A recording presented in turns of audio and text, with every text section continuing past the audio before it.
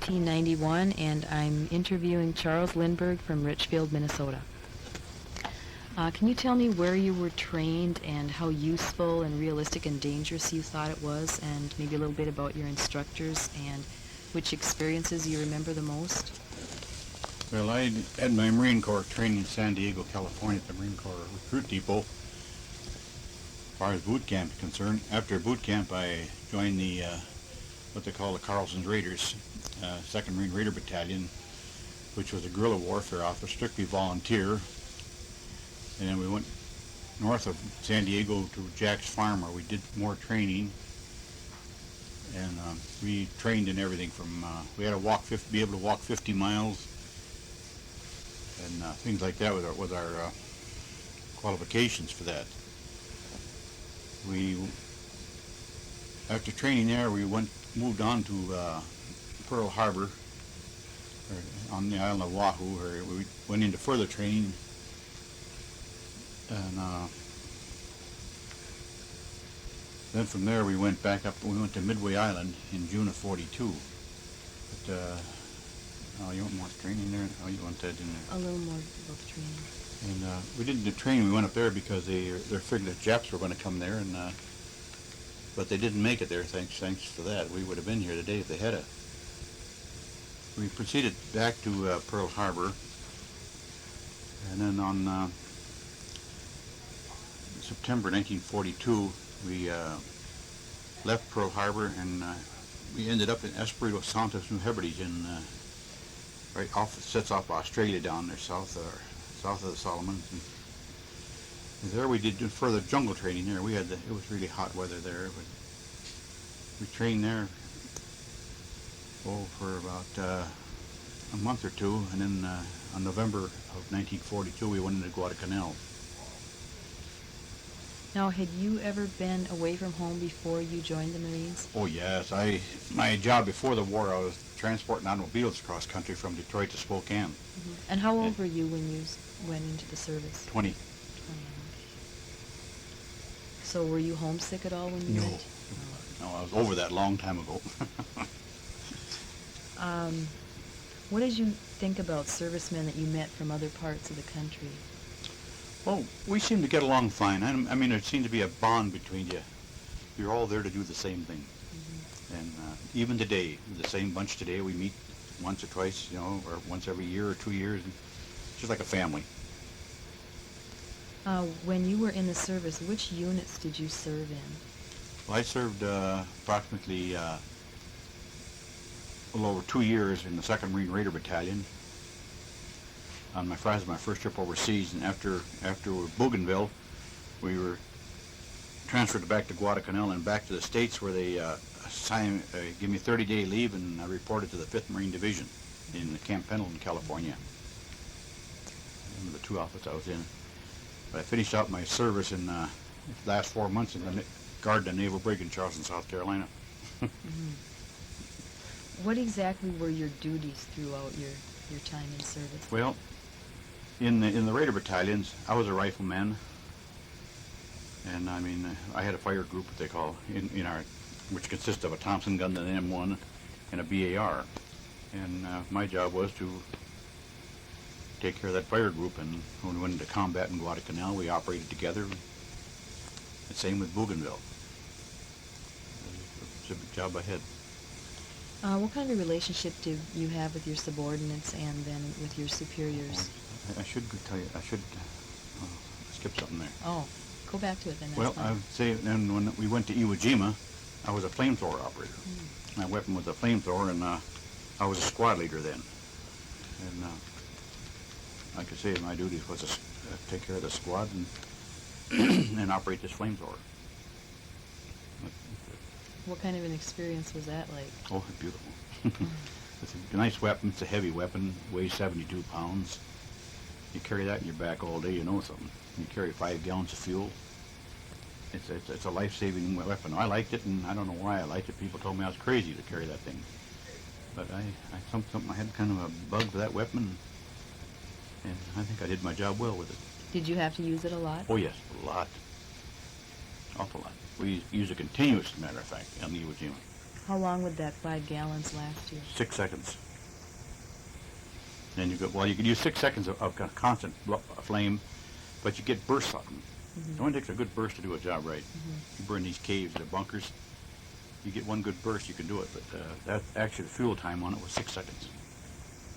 Oh, you have to refuel a lot then. Oh, we went back. I tell you, up and down, back and forth, back and forth. Refuel those tanks. Well, see, we go back and just take a spare tank, put on our harness. We had a harness, cooked for you, already set you right. And you put that on and put another cartridge in the nozzle of your gun, and away you go again.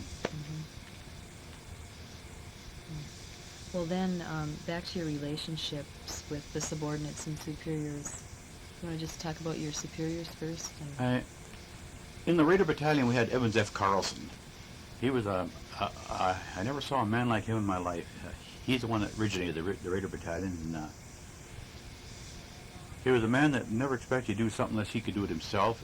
And what really fascinated me when we came to Jack's farm the first night, we were going to live in pup tents, and I saw a house sitting there, a farmhouse, and I said, well, that's where the officers sleep. That was my first impression. And incidentally, we had Jimmy Roosevelt, the president's son, was our executive officer. And we went to bed kind of about 9:30, 10, and looked out about 10:30. Here come Carlson, Roosevelt, and a whole bunch out climbing pup tents. And I thought, what kind of an outfit is this? Yeah, next morning, here they're in the chow line with us. Now, that makes a man feel pretty good. And that's the way he run his run. The officers' men ate the same and did the same. There was none of this officers' mess, officers this, officers that. They ate and did what the men did. And we had a high morale in that battalion. And they'd follow that man to hell and back again.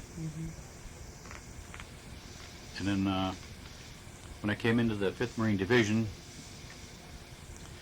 our lieutenant was a man from the paratroopers. He was a combat man, and we got along awful good. We had a captain that was a little bit snooty, but I never paid too much attention to him. But even today now, I won't go into some other experience I had with that.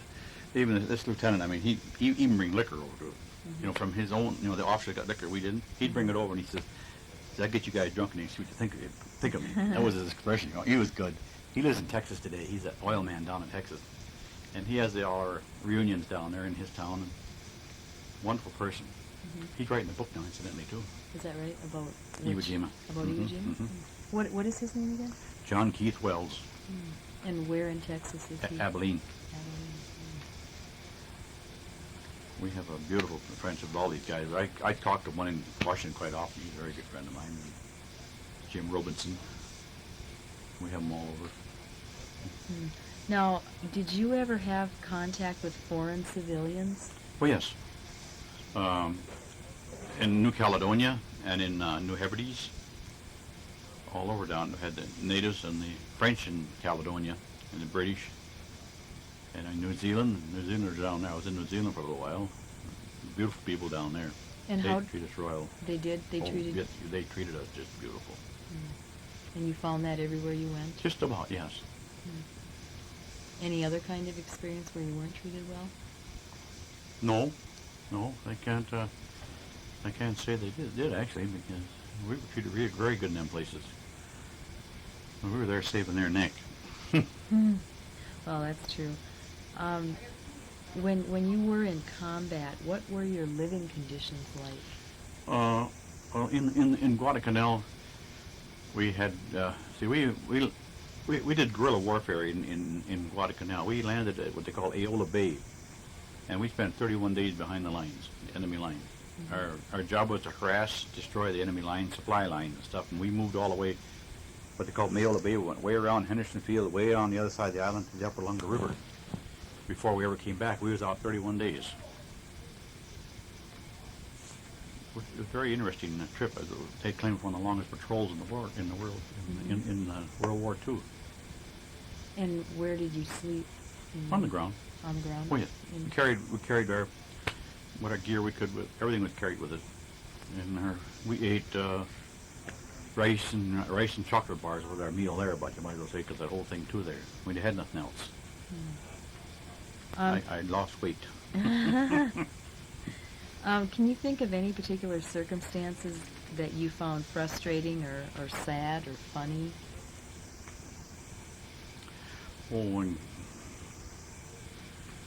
Oh, it's sad when you lose some of your people. That won't make you feel too good. Then you have times when you have jokes and stuff. You know, some of these characters, some guys are characters. I like on the big island of Hawaii. I remember I used to run many miles. I had a mustache. And they used to try to catch me and cut half it off. That was a big thing. Yeah. Things like that, you know, they're a good group, and did a lot of good parties together. I'm still on probation. Colonel Carlson put me on probation in 1942. We got a hold of a gallon of sake one night. You know what sake is? No. It's a Japanese drink. We got a gallon of it. And somebody says, you heat that up and it's really good. So we took it down on the latrine and built a fire in the latrine. And they knew who we were, but they couldn't catch us that night. But the next morning, up before the colonel, we went, and I think that first sergeant had papers about that thick on us. And the old colonel, he'd look at that paper, and he'd look up at us, he'd rub his jaw. You know, you boys had fun, didn't you? Yes, sir. Boy, about 3 times that, he says, you're on probation indefinitely. Out. That was it. Never took me off. Oh. Yeah, that does sound kind of funny. I get quite a kick out of things like that. Now, did you find anything at all frustrating, you know, like what kind of equipment you had? Was that Well, adequate? I think it was. For what we had in them days, I think it was very adequate. We had the weapons, we had the ammunition, and all in all, I think we did pretty good.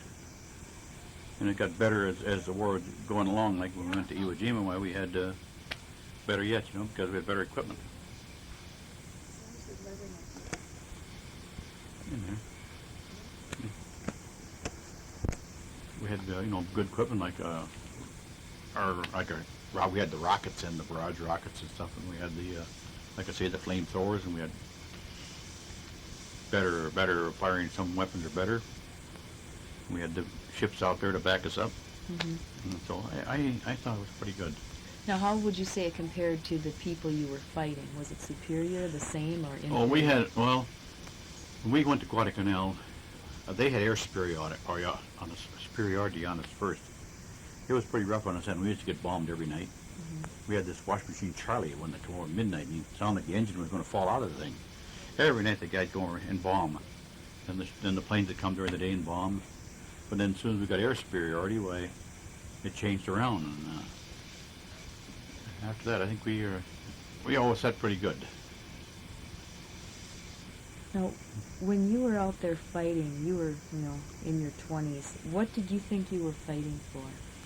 Was that clear to you?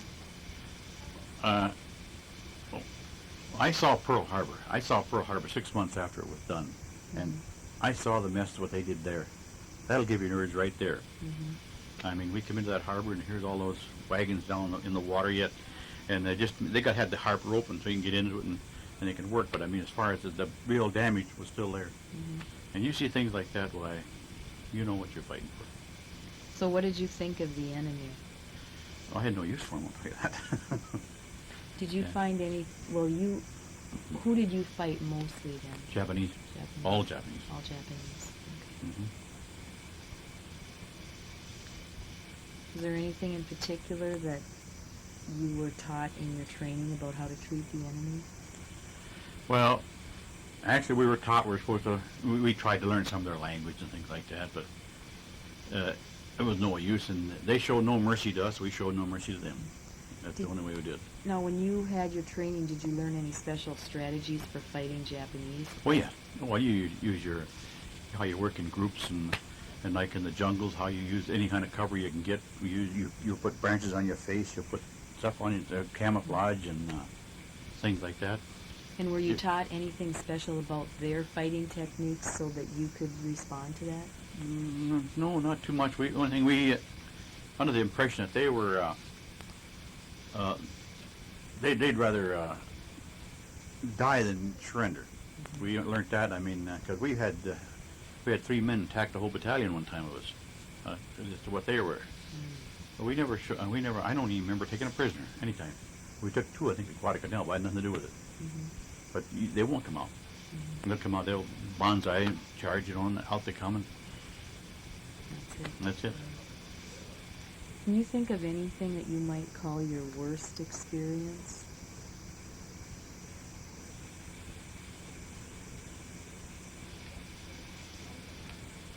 Well, I guess you could say the jungles was the worst, We down there, it's so hot, we were at Bougainville and then Guadalcanal, we're practically 5 degrees off the equator, and you're wet all the time. And we followed the rivers, We used to, at night we stopped, we'd jump in the river, and dry our clothes out and everything. That's why you put them on, you can go 100 feet and you're wet.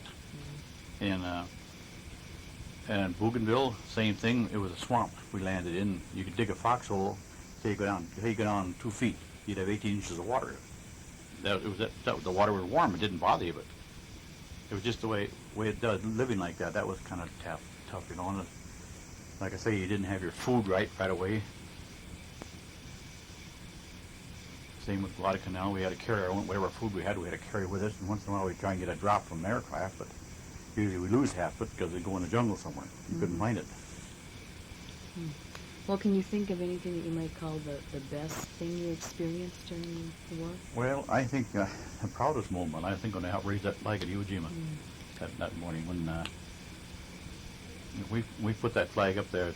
Everybody down below it, the whole island just came to life, like cheering and just a roar. You wouldn't believe it. The ship's whistles out in the ocean. They took off, and the thrill just ran through you.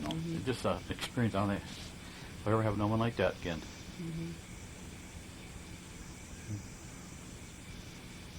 But it didn't last long because the Japanese started coming out of the caves at the same time, and we had to go move against them. Now, when that flag was raised, Iwo Jima was not fully taken. Oh no! At that point, This was just the 23rd. We landed on the 19th, and it was just the 23rd. We just got the mountain, got the mountain secured, and they might have had an airfield, but our 28th Regiment I was in. We moved against Suribachi, and the rest of them went the other way. But no, it lasted. I'd say maybe 1/6 over, or 1/5 over when we got the mountain. But we got the high spot, the observation tower. That's what they wanted. Because we got up there and we found field glasses up there, or artillery scopes. I swear they're about this long and like a big binocular. You could sit on them things and watch somebody 6 miles across that island. You could look like you were looking maybe 20 feet from them. Powerful. Well, look what they could do with them things up there. That's why we had an awful time. We landed there. We were just a nice, good target for them. So that was crucial then. That mountain was crucial. And how much longer after that before you had secured the entire island? Well, I would say 25 to 30 days afterwards. Let's see, I was shot on the first day of March on the north end of the island. So we stayed on Suribachi till the last day of February, when we moved up to the other end of the island, or about the middle of the place. And then the next day, about at 1 o'clock in the afternoon, I was attacking a mortar position when I got shot. And then were you shipped out to a hospital? I was shipped out, yeah. What hospital did you go to? Well, first I went to Saipan, and then they moved me to Pearl Harbor. And there they moved me to San Francisco, and there to Great Lakes where I stayed. What kind of medical care did you get at each one? Very good. Very good? Oh, yeah, very good. So did you have complications or something that you were moved to different places? I was shattered. I had a right arm shattered with a head. This arm was shattered. You can see the difference of the arm today. Here it is here. That's why you can move it. Here's your other arm. You can't straighten it out. They left me that way, but that's the best. They did a good job on it. With all bullets went right through here and just took the bone. So it was bad, beat up pretty bad. So how long were you hospitalized with that? Oh, approximately 6 months.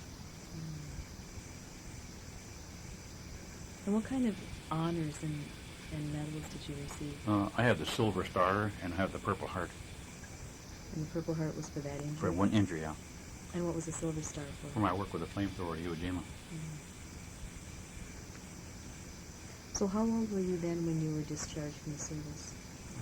I was discharged in 1946, so I was 25. And when you got out then and you're 25 years old, how do you feel the war affected you? as a Oh, person? it took 4 good years of my life away, and I had to stay 4 years in the service. I signed for 4 years.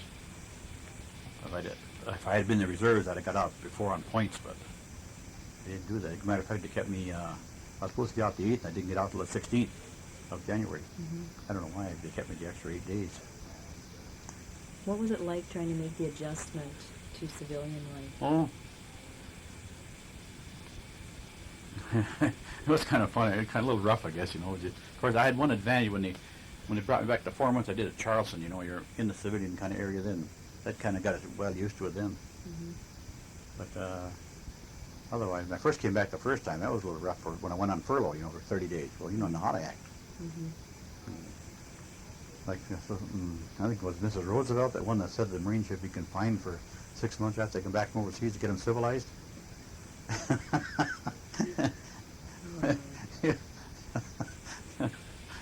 You live over there, you know.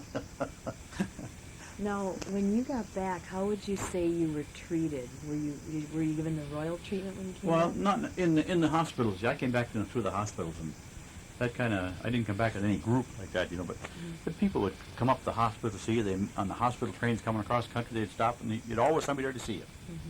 And I thought that was wonderful. Same in the Great Lakes Hospital up there.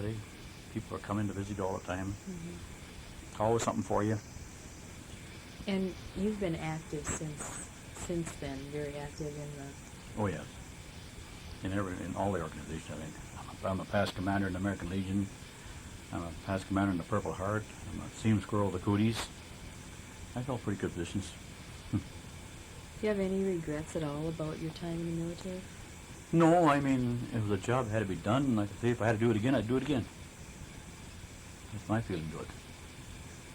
And at the time you went to war, you were 20 years old, and it was back in the 1940s. How did you feel later in the 60s when people protested the Vietnam War and refused to fight? How did that... I'd like to see a firing squad take place. Was my attitude to it. And I was really mad at Carter that pardoned all of them, or who was that? Yeah. Gave an amnesty or something? Yeah, amnesty. Oh, I thought that was disgusting. Well, actually, they treated them better than they did the Vietnam veterans. Well, how do you feel about the way the people from Desert Storm were treated now when they came Well, back? I think they overdid it. Yeah. I think that's something way overdone. And I think it made everybody feel bad, even Vietnam feel real bad over the thing, you know, because, well, people, I hope they learned a lesson, that's all I say. Because I don't care who it is, if the country orders you to go to fight, you deserve what, but any group would come back, no matter the one before you or after, you should be treated the same. I had a boy in Vietnam, and I know what it is. And I tell you, it was disgusting when they did that. Do you think maybe it was overcompensating for the way they treated That could be. People maybe got wise, and they thought, well, we better do this one right.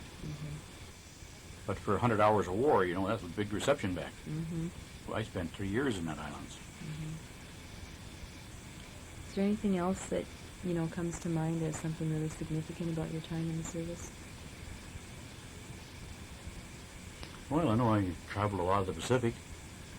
I've seen things a lot of people never seen, and I think one experience I had when I was going to Guadalcanal.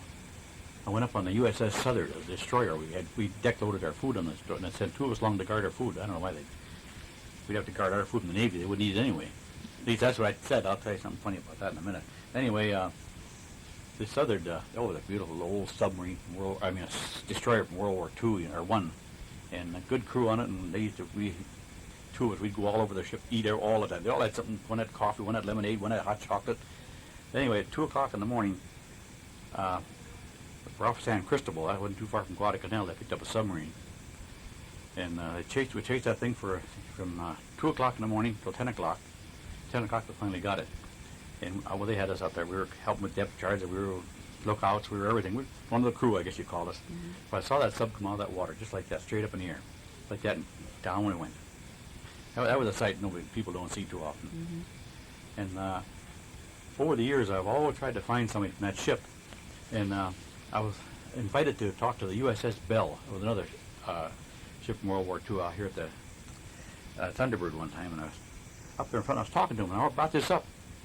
And here, one guy in the bunch was on the Southern. Is that right? And I guess he retired an admiral. And I forgot who I was talking to. I started talking to him, you know, right down there. And I just got carried away. But anyway, that was the start of it. And so the next year, I seen in the paper here, the USS Southern was going to have a reunion somewhere down south, and one of the guys up north in North Minneapolis was sponsoring it. So I called him, talked to him, and he said he wasn't on the ship then. He says, but he said he heard about it. He says, well, he'll tell the guys hello for me down there and everything, you know. So did that. And so lo and behold, it was a year or two later. They had out here. They had it at the Normandy reunion at Normandy. I was invited to be guest speaker. Mm-hmm. And I started talking to them about this here, you know, and I made the remark that I says, I don't know why they wouldn't eat our food anyway. And I find out later they got into our food. They took some of our rations, and they took a case of small bottles of brandy we had for municipal purposes. I tell you, I just about floored myself. Laugh. I thought it really struck me funny. So apparently it wasn't used for medicinal purposes then. Oh, no, not with them it wasn't. No. Yeah. It was. And they said they sure did get into them. That was cute. You know, I think I'd like to stop it now and... Well, this island Iwo Jima, I know, we arrived on Iwo Jima the night before the 19th of February, 1945, and we woke up the next morning. Here was the island looking at us out there, and ships were. I never saw an armada of ships like that in my life. There was everything out, not carriers, but battle wagons. There was cruisers, just beating that mountain up. Mm-hmm. You can see just all you can see of Mount Suribachi was just a cloud coming from it. I looked at the island. Oh boy, this is going to be a cinch.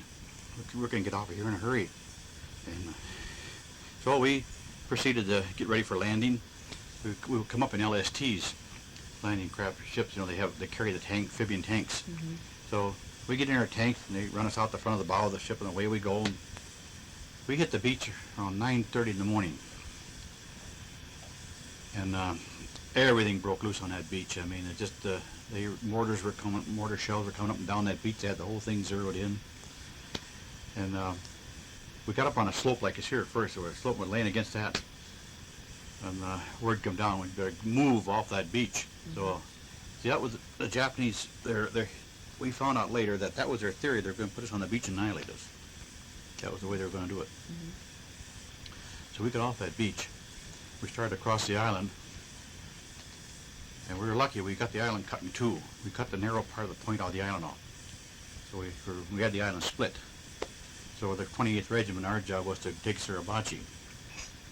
We didn't have a block to go, but it took us from the 19th to the evening of the 22nd to get that far. Mm-hmm. And I mean, we had bunkers upon bunkers upon bunkers and everything you could think of. And you'd annihilate something, they'd come up behind you. They had that mountain cave. They had caves all over that place, tunnels. So on the evening of the 22nd, we'd surrounded the mountain. And we're just getting settled down for the night, and the word come down that our platoon, 3rd Platoon of E Company, was going to be the first combat patrol up that mountain in the morning. I didn't set too well. So next morning we got our gear. We went back to the battalion headquarters, and then Colonel Johnson gave us our orders, and he handed Lieutenant Schreier a flag, and he says, "If you get to the top of the mountain, raise it." He said if? Yeah, he said if. That word if got in there a lot, you know. So we proceeded. We were just starting up the side of the mountain, and Lou Lowry, he was a combat photographer. He's the man that took those pictures up there. Mm-hmm. He says he wants a picture of that flag. He says, in case you don't get up there, I'll have a picture of it. So they put the flag out so you can see kind of I don't know where the pictures are somewhere. Show the part of the flag. But anyway, we started the mountain. To surprise you, we got all the way up the top of that mountain. Nobody fired upon us. We couldn't figure out why. Nothing. Everything was fine. We got come to the ridge of the mountain. We kind of all lined up over the mountain, and they went over the top, and nothing.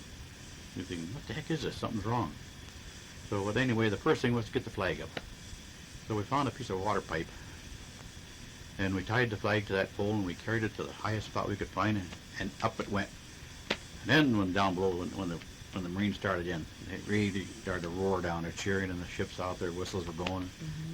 And just about in the center of that, we was kind of enjoying that when we heard one of our men start firing down toward the crater there. And Here they're starting to come out of the caves. They're in them caves, and I think they must have been shell-shocked or else they're just waiting for us. But they tried to come out of the caves, but we didn't let them get out. We caught them in the caves. It took us about, maybe close to 3 hours to secure the top of that mountain. And it was about 1:30. My tanks were empty, and so was my other man, Robert Good, my assistant thrower. So we decided we better go down and load those tanks, and in case we had a counterattack, I think during the night, we'd be ready for them. So we left the mountain. It was about this time was when Colonel Johnson had made the remark that the Marine Corps is notorious souvenir hunters, and somebody's going to steal that flag because it was the first American flag to fly over the Japanese home territory in World War II, and he wanted to preserve it. He ordered it replaced. So one of the men went out to board this ship and got a big flag, brought it in. He sent that up the mountain. Rosenthal, meanwhile, come in over the battalion CP, and Lowry just come back down too from the mountain, taking the pictures of the first. And he told Rosenthal he took those pictures already. But then Rosenthal heard there was going to be another flag raised, so he followed him up. And that's how he came to get this picture. Like you see the two flags up there. Mm-hmm. And But I didn't know it. So we came back up on the mountain about 5 o'clock in the afternoon. I didn't even know the flag had been changed. I never paid any attention to it. Never mentioned it. Nobody ever said a word to it. When I was shot on the 1st of March, I was evacuated from the island, went back to Saipan. I was on Saipan maybe close to a week. And all of a sudden I saw that picture of that second flag raised, Rosenthal's picture. I looked at it and but that's not the way we did that. Mm-hmm. And it bothered me. I couldn't figure what was going on. And it bothered me till I got to Pearl Harbor, which it maybe about darn near a month elapsed in between the two. And out of the States come Yank magazine, and in that magazine was a picture of both flags. Mm-hmm. That's the first time I knew what happened. But I've been fighting this thing for years, with the two flags. It's coming out now, though. It's really coming out because the Marine Corps book we just got the other day, they advertise this second flag. You buy a plate with it on and all different mm-hmm. gadgets, but it says buy one of the second flag raising. Mm-hmm. So I darn near fell over when I saw that. Mm-hmm. So that tells you it's something's coming. Mm-hmm. But I've been all over the country, invited to talk about this here. Mm-hmm. And when they dedicated that monument in D.C. in 1954. We were invited down there. I was flown down by the Marine Corps War Memorial Foundation. And Michaels was too. And Schreier was there, and Lowry was there. But they set us way back way up. Mm-hmm. Nobody. And they had these two other three men from that second flag right up in front with the president wore and everything up there. Mm-hmm. There must have been 150 reporters around them. One guy come and talk to us. And like one guy says, I don't even know why he invited us there. They didn't already mention us. Now, do you think you were invited because you were one of the first flag raisers? Yes. That is the mm-hmm. reason? Yeah. Is that what they told you when they invited you, or? That's what I understood it. Kind of understood it down the line a bit, mm-hmm. but it was they kept it quiet. Mm-hmm. They didn't want that in there because it's bad news for a picture like that. But like I say, there's too much proof now because you see that two flags. Mm-hmm. That's the best proof you could find. Mm-hmm. Rosenthal claims there was rifle fire all over the mountain when he's up there. He's a liar. He said that? Yes, he did say that. He said there's rifle fire. He's mentioned that a few times. And he really built this up too, Well, what do you think about the controversy over whether that picture was posed or not? Well, I can't say it wasn't. I can't say it wasn't, but to me it's too perfect. It's too perfect. And he was standing up on stones built up. He built himself up a stand of stones. Somewhere around I got a picture of him taking a picture, but he's on those stones. He took a picture of a bunch of Marines up there besides that. If there'd have been rifle fire up there, these guys wouldn't be bunched up taking pictures. Mm-hmm. See, because the way I heard it, when he was asked if the picture was posed, he had shot off a whole reel of them. He did have posed pictures on there. And he said, yeah. Yeah, well, he thought they meant the one, the whole bunch was, right. There it is, right there. Yeah, that one. That one was posed. Yeah, that's obvious. But do you think that bullets were flying? That picture had been taken? No, I would think that's why it makes a liar out of him right there. Mm-hmm. He eats this up all the time, Now, is that is the picture that Rosenthal took right there? Mm-hmm. And who all is in that picture? Most of our platoons in that picture there, and some of the other companies, people that come up there. You see me. Were any people from the second flag raising in that? In here? Yeah. Yeah. Oh, they were. Here's Ira Hayes right here. Down right here? here. This one right here. Okay. And see, here's Schreier from the first flag raising. Here's Strank from the second. Mm-hmm. Here's Bradley from the second. He was there with both of us at the same time. Mm-hmm. There were no people who were in both flag raisings, though. No, not actually, no. But Bradley was right alongside of our flag when we raised it. Mm. He was our platoon corpsman. He was up there. He was the only man in that second flag bunch. He's the only man in that second flag that was ever on the mountain at the time we were there. Mm. And the rest of them were down below. Mm-hmm. Here's Hanson. He was on the first flag raising. Wasn't there some discrepancy where they thought Hanson was on the Mhm. second one, he really wasn't? I don't think they even know who was on that second flag. My personal opinion. I don't think they even know. Some woman said recognize her son. I don't know how they can do that. You can't see the faces. Well, the only people who really knew were those 6 men who did Right, it. that's right. There you got it. Now this guy, right in here, this guy Dice, he's the right man. Now there's a character down in Wisconsin is claiming he's him. Oh, we've got so much of this stuff. Yeah. Oh, come on. Now, I see someone sitting right there. Who would that be? If this is Ira Hayes down here, who is this guy? This is unidentified here. Mm. I think it's what's his name now? I don't know. He's at least identical to him. I don't know why they didn't put it. I got other pictures. This picture was sent to me. Mm-hmm. Somebody framed and everything. I don't know if somebody sent it to me in that.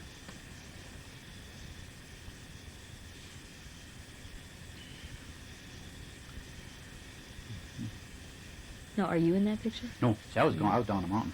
Oh, okay. This was taken when I was gone. Mm-hmm. Good was neither Robert Good, the other man, is with me. He's not in here either because he was gone. Now, did you have much contact with Ira Hayes then? Oh, quite a bit. I knew him quite well. All the same company. Mm-hmm. What kind of person did he seem like to you? I thought he was a good boy. You know, I think, well, of course, what made him bad, you know, he got too much publicity and too much booze thrown at him. Mm-hmm. That's what ruined that man. I don't care what anybody says. I saw him in Chicago the last time, when I saw him when they had the 7-4 bomb drive there. We was in the hospital there. We come down and see him. Gagnon's one I hated. Oh God, this guy told more dirty raw stories. I thought. Matter of fact, I was going to punch him that one time. They could stop before I did it. Mm. But you saw Ira Hayes when you were in the hospital? Mm-hmm. Yeah, at Great Lakes Hospital. He was at Soldiers Field. Mm-hmm. They came in with a 7-4 bomb drive. Mm-hmm. Chauffeured cars and the whole business, you know. And, Mm-hmm. Now, do you think, though, that they were coerced into doing that? Well, They were ordered back home? but the only one I ever saw in that bunch I thought that didn't want to get in was Bradley, myself. But Hayes too now. Hayes was, I think he kind of knew what happened to him. But Gagnon, he ate that up. He just played it for everything he could get. Mm-hmm. That's my opinion there. But now you think that, you know, it's more clear to people that there were 2 actual flag raisings? A lot of them are getting that. Mm-hmm. I think that'll really come out with that new book that just came out, Mhm. too. I like that book. They kind of did pretty good on that. You read it yet?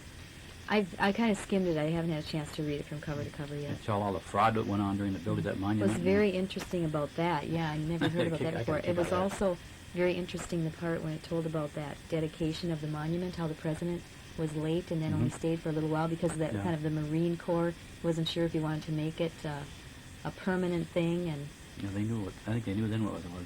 But then that's where they brought that up. Did you read that object about us right there somewhere? Maybe they can get to that. Mhm, yeah, But they said they don't even why we were invited there. Mhm. Hmm. Yeah, that's pretty interesting. It is. Was there anything else you want to say about that particular incident? I Pretty well covered. said quite a bit about that now. Okay.